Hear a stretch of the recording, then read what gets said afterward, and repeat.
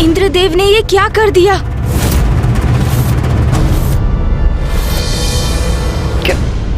क्या हुआ गणेश? भैया, देवराज इंद्र से ऐसी मूर्खता की अपेक्षा नहीं की थी मैंने। शुंभ के महोत्सव का निमंत्रण स्वीकार किया है देवराज इंद्र ने भैया। निमंत्रण स्वीकार कर ली, वो भी असुरों का? क्यों और किसकी अनुमति से? बिना मुझसे विमर्श किए, बिना मेरी अनुमति के आपने ये निमंत्रण कैसे स्वीकार कर लिया देवराज इंद्र? देवगुरु, इसमें विचार विमर्श करने और अनुमति की क्या आवश्यकता है? जो मुझे उचित लगा वही मैंने किया। नवीन असुर महानायक शुंभ ने देवता और असुरों के मध्य शांति स्थापित करने के लिए अपने दूत भेजे, जो कि मेरे विचार से बहुत ही सकारात्मक और महान प्रयास है। इसलिए मैंने उनके दिए प्रस्ताव को स्वीकार कर लिया। कदाचित आप भूल रहे हैं देवराज, अभी कुछ ही क्षण पहले हम शुंभ निशुंभ और उनके सेनापति की शक्ति का सामना करने के उपाय ढूंढने हेतु विमर्श कर रहे थे। प्रथम पूज्य गणेश जी ने भी आपको स्वयं बुलाकर सचेत किया था कि आप असुरों के प्रति सतर्क रहें। देवराज इंद्र को इतना समझाने के पश्चात भी वो असुरों के छल में फंसते जा रहे हैं भैया। इंद्रदेव को परिस्थिति की गंभीरता को समझना चाहिए। आमंत्रण नहीं, अपितु शुंभ के दूतों द्वारा दी गई चेतावनी थी। हाँ देवराज, मिश्री के गोल में लिपटी चेतावनी थी आपके लिए। स्मरण कीजिए, क्या कहा था उस प्रियदूत ने? मित्रता या युद्ध, दोनों में से एक का चुनाव करो, ये संदेश दिया था असुरों ने। देवगुरु, मैं आपका बहुत सम्मान करता हूं और आपके विचारों और सुझावों का आदर भी करता हूं, किंतु इस समय मैं आपके क्रोध का कारण समझने में असमर्थ हूं। जो देवताओं के हित में मुझे उचित लगा वही मैंने किया, और देवराज होते हुए यही मेरा दायित्व भी है। युद्ध टालना तो बुद्धिमानी है देवगुरु, और जब उन्होंने स्वयं मित्रता का प्रस्ताव भेजा है तो हम युद्ध छेड़कर संघर्ष की स्थिति क्यों उत्पन्न करें? मित्रता, और वो भी असुरों से?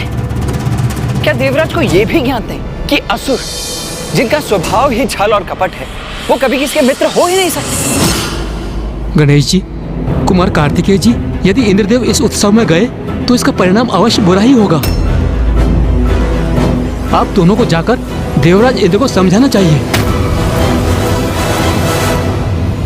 ऋषिवर का सुझाव उचित है, किंतु कदाचित गणेश उसे स्वीकार नहीं करेगा। वो देवराज से अत्यंत निराश है। समझाने का ही प्रयास तो किया था मैंने। राजा को सुननी सभी की चाहिए, किंतु निर्णय वही लेना चाहिए जो उसे उचित लगे। नवीन असुर महानायक शुंभ के दूतों को दिए वचन को हम अवश्य निभाएंगे।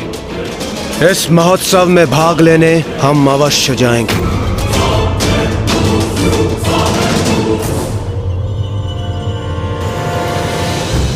क्षमा कीजिए देवराज इंद्र, यदि यही आपका निर्णय है तो आप जाइए, मैं आपके साथ कदापि नहीं जाऊंगा।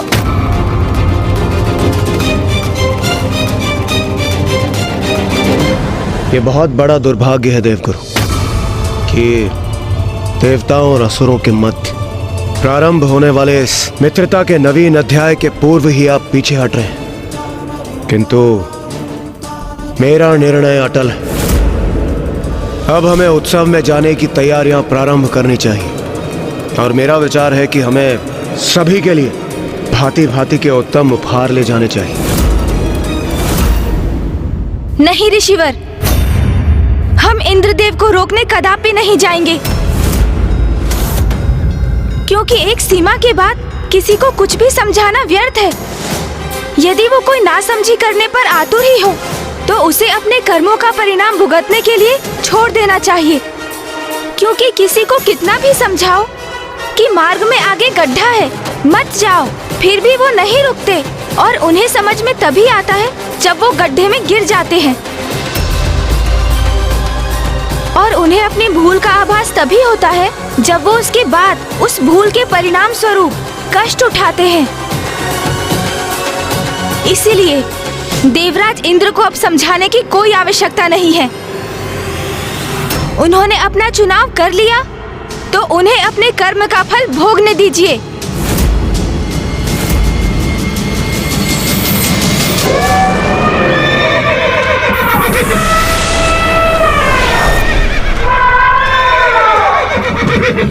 मैं स्वर्णलता हूँ। आपको ज्ञात होता भी तो कैसे देवराज, आप कभी पाताल आने का कष्ट ही नहीं करते। और मैं रजत लता। मैं तरंगिनी हूँ। और मैं कोमलांगी हूँ। इंद्रदेव, वो देखिए, वहां असुर राज शुंभ का राजभवन।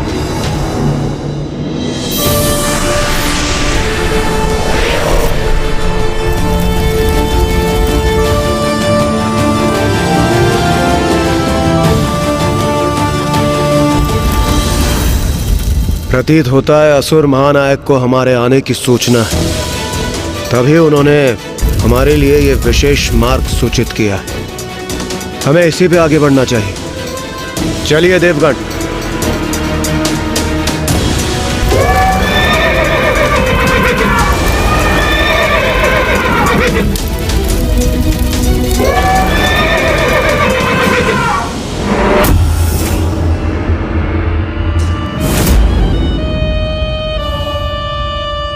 रानी स्वर्णलता, देवताओं का आगमन शीघ्र ही होने वाला है। आप उनके स्वागत के लिए तैयार हो जाइए।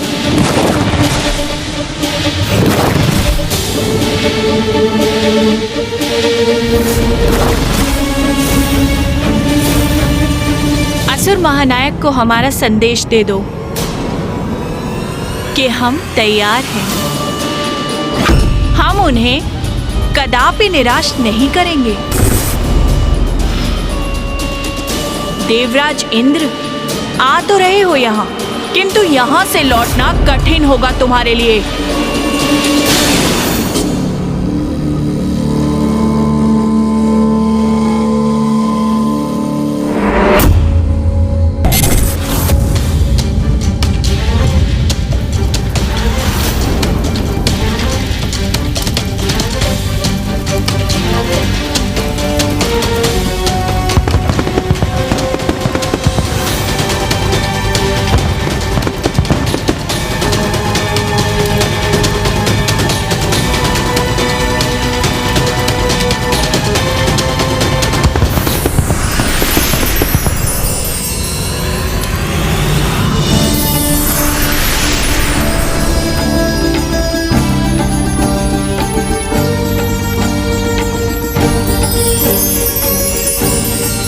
इंद्रदेव, जो इतने भव्य और सुंदर स्वागत की व्यवस्था करे, वो वास्तविकता में हमसे मित्रता ही चाहता होगा।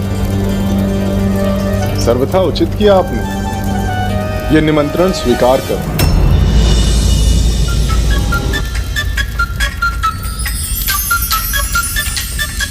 देवराज इंद्र,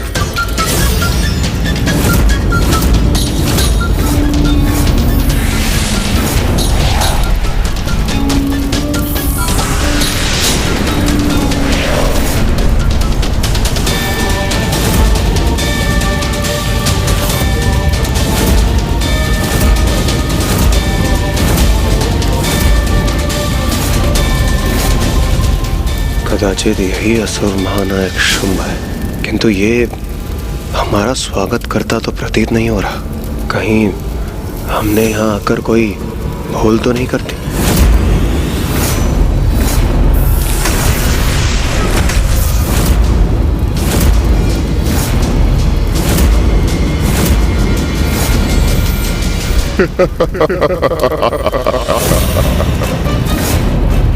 ये क्या, एक तन पर दो शीश?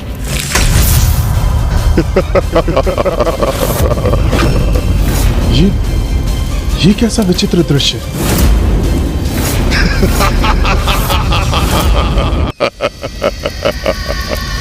भयभीत हो गए देवराज इंद्र आप? ये हमारे भ्राता शुंभ है, असुर महानायक शुंभ। ये तो आपसे मित्रवत परिहास भर कर रहे हैं।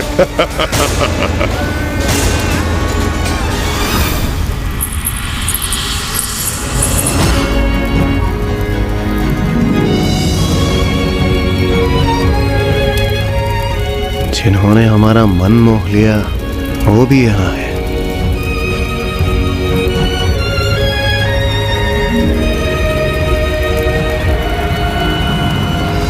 स्वागत है आपका इंद्रदेव, स्वागत है मित्र।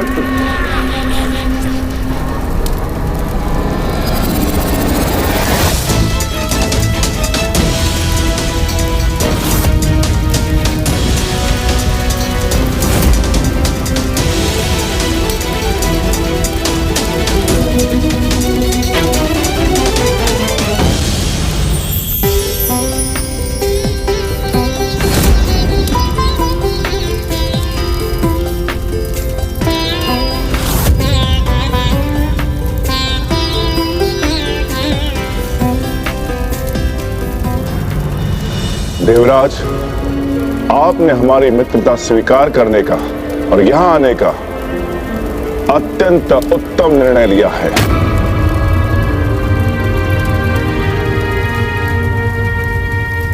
आना तो था ही, आपका आमंत्रण भला हम अस्वीकार भी कैसे कर पाते। उत्तम निर्णय तो लिया, किंतु हमारे लिए देवराज, जिस सम्मोहन में हो तुम, जब तक उसका सत्य ज्ञात होगा तुम्हें बहुत विलंब हो चुका होगा देवराज इंद्र। हम देवता और असुर मिलकर एक नवीन अध्याय आरंभ करेंगे। बहुत हुई शत्रुता, अब हम मित्र बनेंगे। अवश्य असुर महानायक, अवश्य।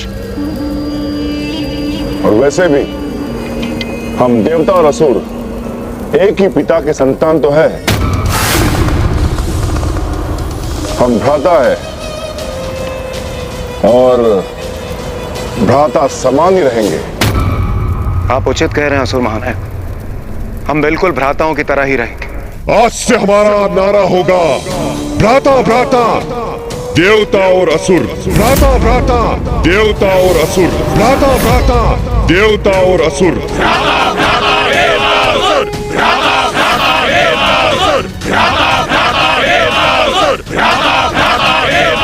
मैं असुर महानायक शुंभ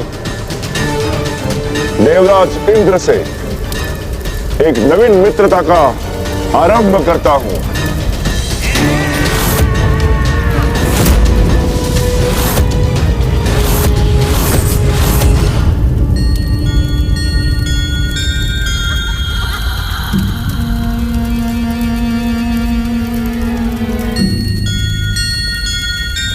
देवराज इंद्र को आपकी मित्रता स्वीकार है।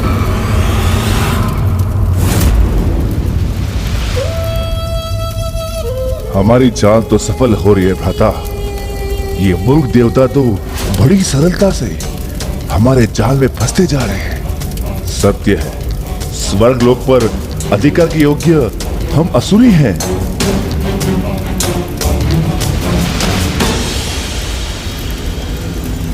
आइए,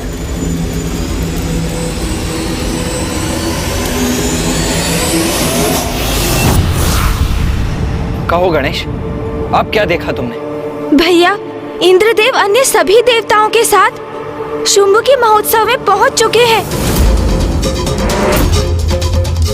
शुंभ इंद्रदेव को अपने वक्ष से लगाकर उनसे देवता असुर भ्राता भ्राता के नारे लगवा रहा है। ये नारे लगाने के पूर्व देवता ये कैसे भूल रहे हैं कि जैसे पूरब और पश्चिम दिशाओं का मेल असंभव है, वैसे ही असुर और देवता कभी भी भ्राताओं के समान साथ नहीं आ सकते।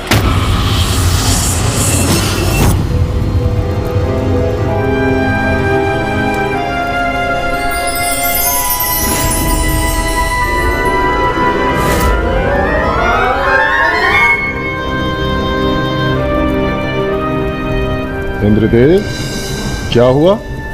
रुक क्यों गए आप? कुछ नहीं सूर्यदेव, कुछ नहीं। चलिए आगे बढ़ते हैं। हाँ हाँ चलिए।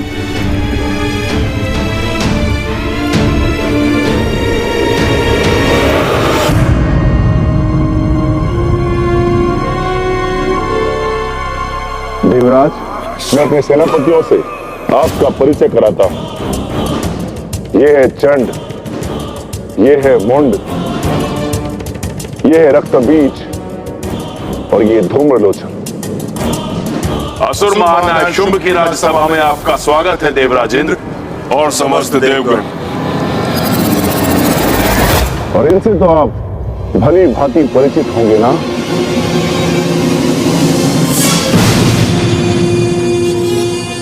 प्रणाम असुर गुरु शुक्राचार्य।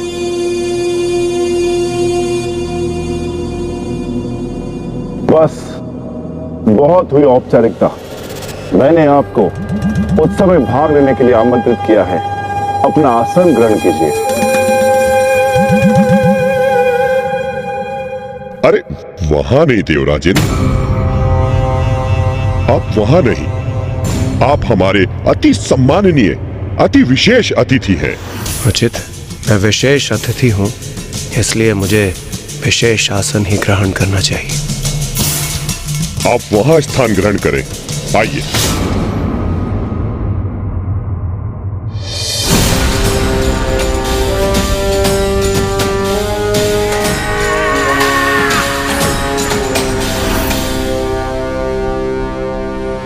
आज का ये उत्सव देवताओं और असुरों की मित्रता का महोत्सव है। हमारे अतिथियों के आनंद में कोई कमी नहीं होनी चाहिए। उत्सव आरंभ हो।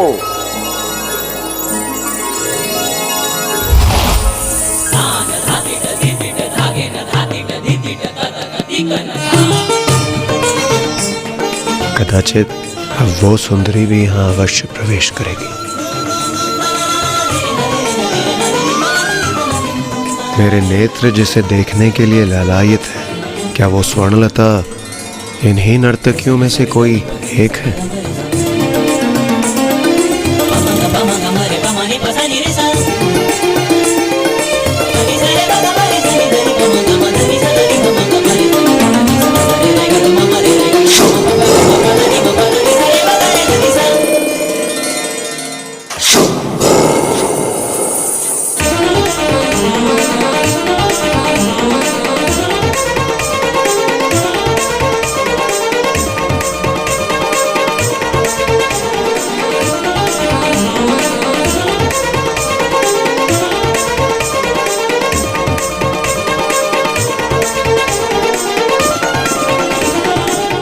स्वर्णता, तुम्हारी जितनी भी सराहना की जाए कम है। इस मूर्ख देवराज को तुमने ऐसा सम्मोहित किया है कि तुम्हारे संकेत भर पर जो तुम चाहोगी ये अवश्य करेगा। अंततः वो सौंदर्य जिसने मुझे अभिभूत किया है वो मेरे समक्ष आ ही गया। स्वर्णलता जो स्वयं सौंदर्य की देवी है। इस स्वांग में तो बड़ा ही आनंद आ रहा है भ्राता मुंड। देवताओं की मूर्खता पर तो मुझे अति आनंद आ रहा है भ्राता चंड।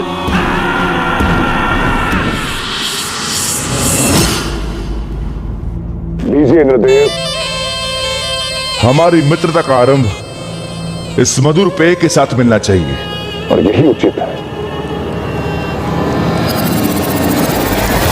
असुर महानायक शुंभ, हमारी मित्रता के लिए, संसार में शांति के माधुर्य के विस्तार के लिए, सृष्टि के आनंद के लिए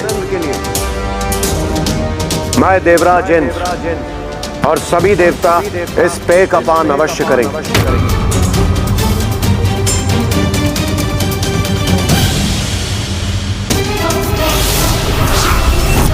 ये क्या करने जा रहे हैं इंद्रदेव?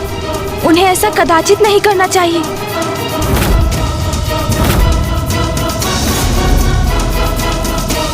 आहा, कितने स्वादिष्ट मिष्ठान हैं यहाँ।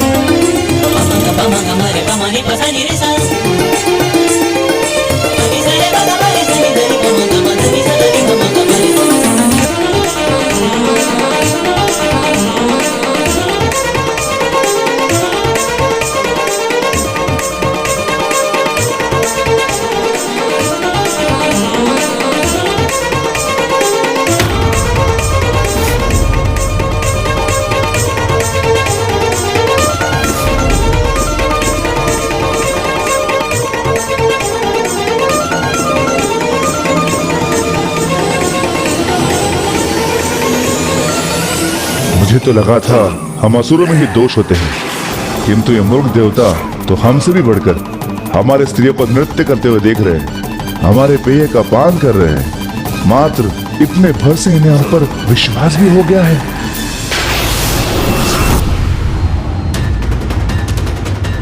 सत्यमेव जयते।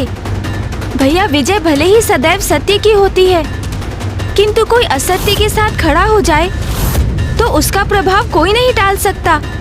अनुचित कर्मों का फल तो देवताओं को भी अवश्य मिलेगा।